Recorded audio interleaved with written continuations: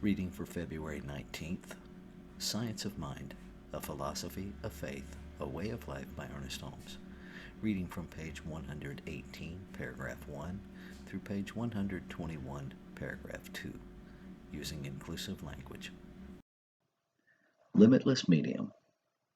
When we realize that in dealing with our own individuality, we are dealing with self-conscious mind, and when we realize that in dealing with subjective mind, we are dealing with a universal subjectivity, we shall come to understand that we have a creative intelligence at our disposal compared with the united intelligence of the human race is as nothing.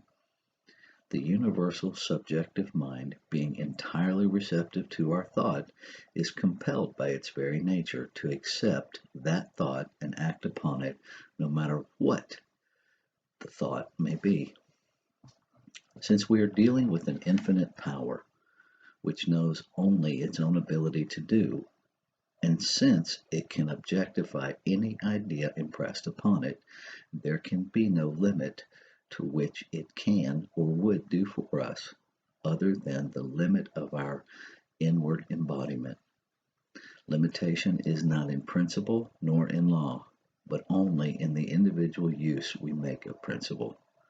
Our individual use of it can only equal our individual capacity to understand it, to embody it. We cannot demonstrate beyond our ability to provide a mental equivalent of our desire. Subjectivity is entirely receptive and neutral, as we have learned, and it can take our thoughts only the way we think them. It has no alternative. If I say, I am unhappy, and continue to say it, the subconscious mind says, yes, you are unhappy, and keeps me unhappy as long as I say it. For thoughts are things, and an active thought will provide an active condition for good or evil. Suppose we have thought poverty year after year. We have thereby personified a law which continues to perpetuate this condition.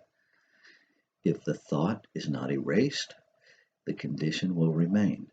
A law has been set in motion which says, I am poor, and sees to it that this is so. This is at first an autosuggestion. Then it becomes an unconscious memory, working day and night.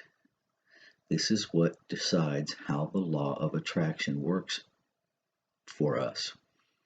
Because the laws of attraction and repulsion are entirely subjective, our use of them may be conscious to start with, but it becomes subconscious as soon as used. Suppose I do not say I am poor, but that I came into the world with an unconscious thought of poverty. So long as this thought remains, I am likely to remain poor. I may not understand the law, but it will be working all the time.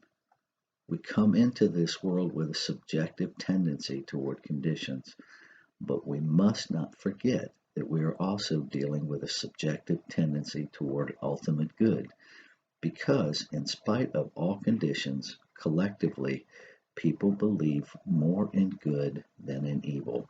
Otherwise, it would not continue to exist. This is the eternal hope and sense of our life. The encouraging message in all of this is, no matter what may be in the subjective state of our thought, the conscious state can change it. This is what treatment does. How can this be done?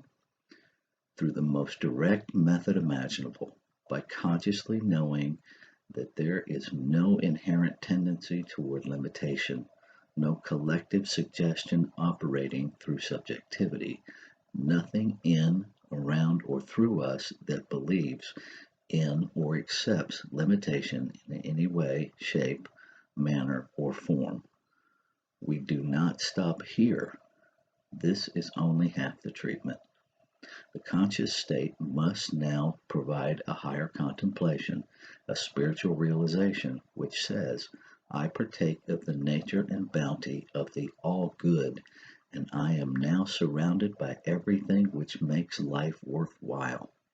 The universal medium at once changes its thought because its thought is deductive only and says, "Yes, I am all these things in you," and immediately begins the work of bringing such conditions to pass. Whatever is held in consciousness until it becomes a part of the subjective side of thought tends to take place in the world of affairs. The reason that we do not demonstrate more easily is that the subjective state of our thought is too often neutralized by the objective state, though often this is an unconscious process of thought.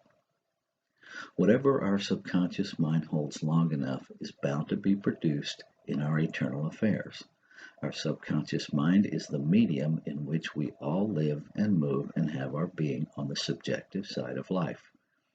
Our atmosphere in universal subjectivity, the medium through which all intercommunication takes place on every plane.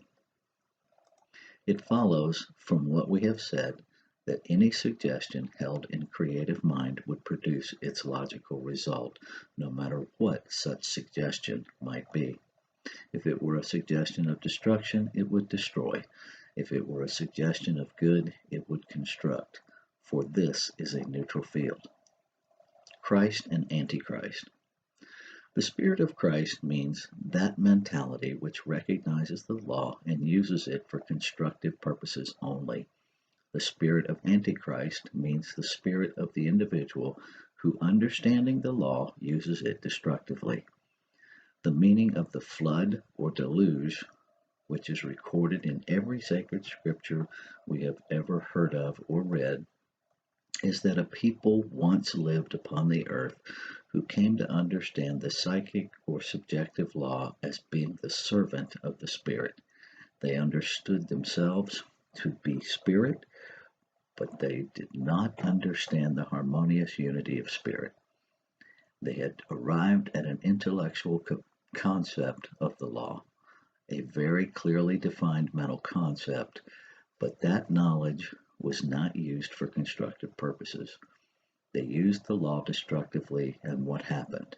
The confusion took place in the psychic world, or the psychic atmosphere of this planet caused its physical correspondence in the form of a deluge or the flood. There have been many controversies about the use and misuse of the power of mind. Some claim that we cannot misuse this power since there is but one mind and it cannot act against itself. Mind cannot act against itself, and any person who knows this and knows there is no human mind to destroy is immune from malpractice. We need to have no fear of the misuse of this law if we protect ourselves by the realization that there is but one ultimate reality, for against such there is no law. We recognize subconscious mind as the great servant of our thought, the medium through which all treatment operates, and this universal subjective mind we contact within ourselves and nowhere else. Being omnipresent, it is in us, and our use of it we call our subjective mind, but of itself it is universal.